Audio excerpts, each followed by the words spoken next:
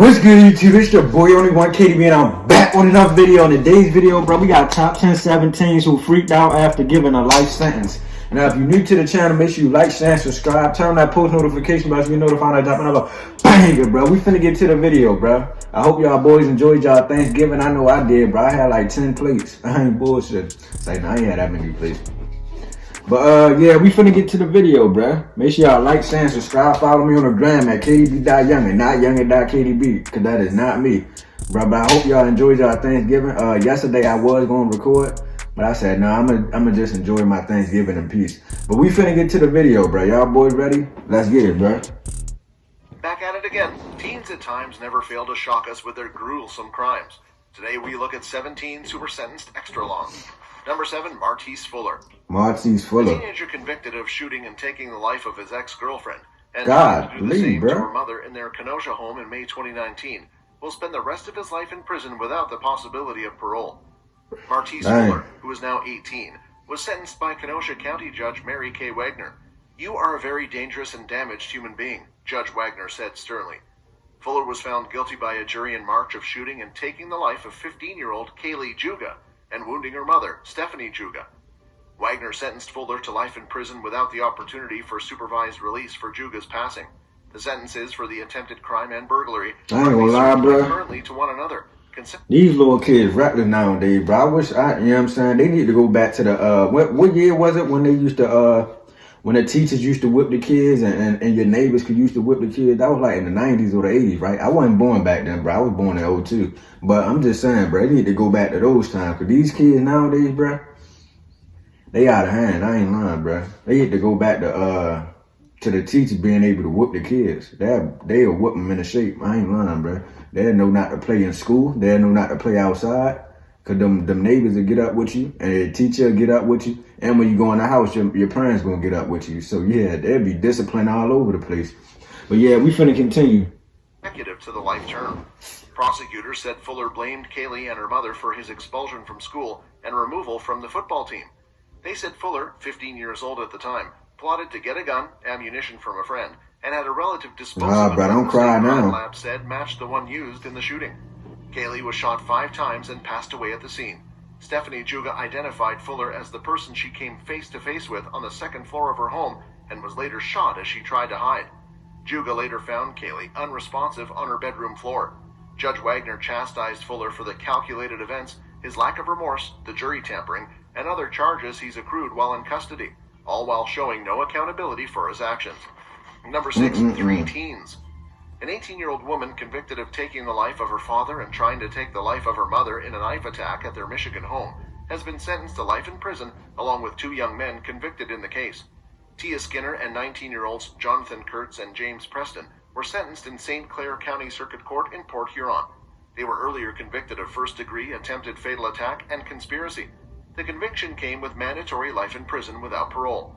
Paul Skinner was knifed to death, and Mara Skinner was seriously wounded in the November attack at the family's home in Yale, about 85 miles northeast of Detroit. Prosecutors say Tia Skinner was angry at her parents for forbidding her from seeing Kurtz and confiscating her cell phone. Number 5, Roxana Sikorsky. A 17-year-old girl in Detroit, Michigan, cried in court as she was sentenced to 10 to 20 years behind bars, conspiring to take the lives of her entire family with her adult boyfriend. Roxana Sikorsky was just 15 years old in October 2014 when she woke up in the middle of the night and sliced her little brother's throat in a failed attempt to off her parents and 2 siblings. Before the judge read her sentence, Sikorsky's mother addressed the court and pleaded for mercy for her adopted daughter.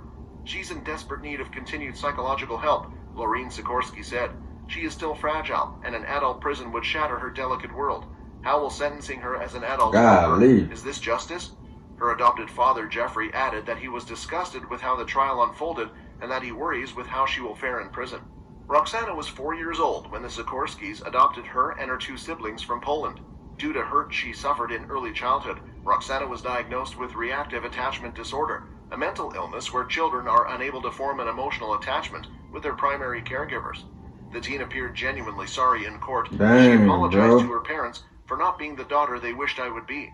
Despite the protestations from she slid her little brother throat. It gotta be some consequences. 20 years behind bars. The teen took a plea deal back in February, agreeing to plead guilty to 1 count of attack with intent to end in exchange for 6 other felony charges getting dropped. Meanwhile, the boyfriend who encouraged Roxana to take the lives of her whole family is serving a life sentence for the crime. Number 4, Sharon Townsend.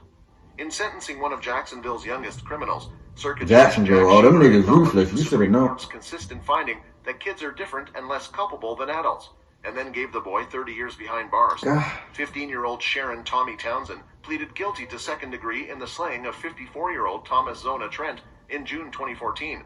As a part of a negotiated plea, Townsend's sentence had to be at least 10 years, but couldn't They got him exceed on 40. camera too. Townsend was just 12 when he took Trent's life. At a sentencing hearing, Townsend's defense team highlighted what happened in his early life that predicated his crime, and prosecutors focused on the callousness. Damn, he was 12. That's crazy. Schemer spoke directly to Townsend for 15 minutes, recapping the day-long hearing he'd had more than a month to consider. Schemer wove together the situations in Townsend's young life, his brain abnormalities, untreated mental health, and educational needs and violence in his family that were stacked against him from even before birth, but also weighed the wishes of the victim's family and the seriousness of the crime in sentencing Townsend to 30 years. Townsend stood a head taller than the attorneys who flanked him on each side as Schemer read the narrative and sentence he had prepared. Number 3, Ellen Fryer. Ellen Fryer was 15 years old when she planned, with her 19-year-old boyfriend, to take the life of her father. Ellen Fryer was dating 19-year-old God, what's up with everybody killing their parents, bro? Needless to say, her father was not happy. Ellen Fryer, along with her boyfriend Gavin and 22-year-old Russell Pierce Jones II, would plan the brutal attack. The father, Aaron Fryer, would be beaten to his end with a baseball bat. The teen criminal would be sentenced to 25 years in prison. Bro, these kids out of control, bro. Life.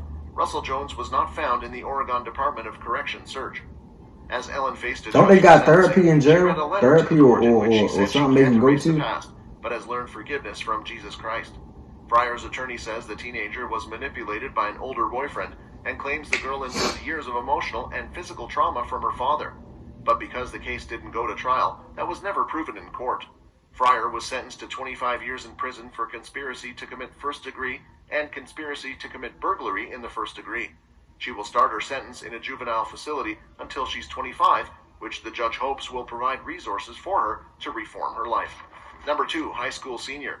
With trembling hands and a shaky voice, a teen driver who has acknowledged crashing her father's Tesla on Monroe High School, taking the life of 17-year-old Kaylee Jackson, read from a letter she wrote. She read the letter in a Butler County juvenile courtroom, where a judge was deciding if she should be incarcerated until she turns 21, or if a less severe penalty was more appropriate. "This accident will follow me for the rest of my life," the teenage girl said. WLWT is not identifying the teen due to her age and because her case unfolded in juvenile court. "And I know people think that I did this on purpose, but I would never purposely hurt anyone, especially Kaylee. I am forever sorry for what happened."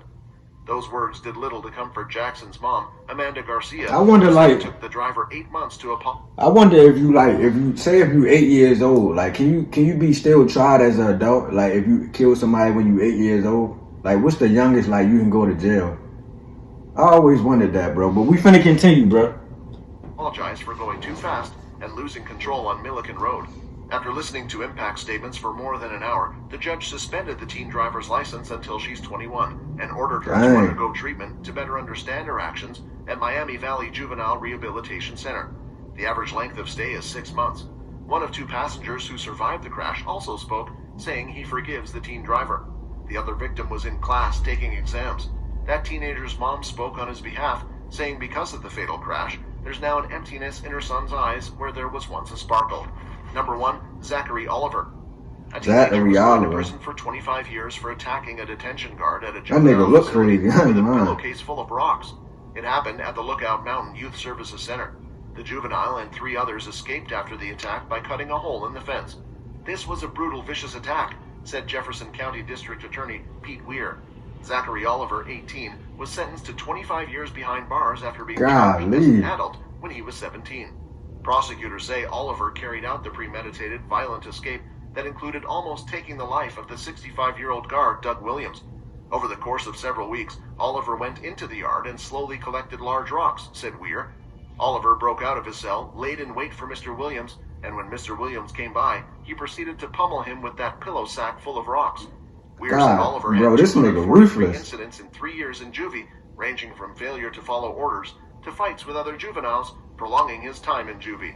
That's all for this video, folks. See you another time. Golly, bro. If y'all enjoyed that reaction video, make sure y'all like, share, and subscribe. And I'm out of here, bro.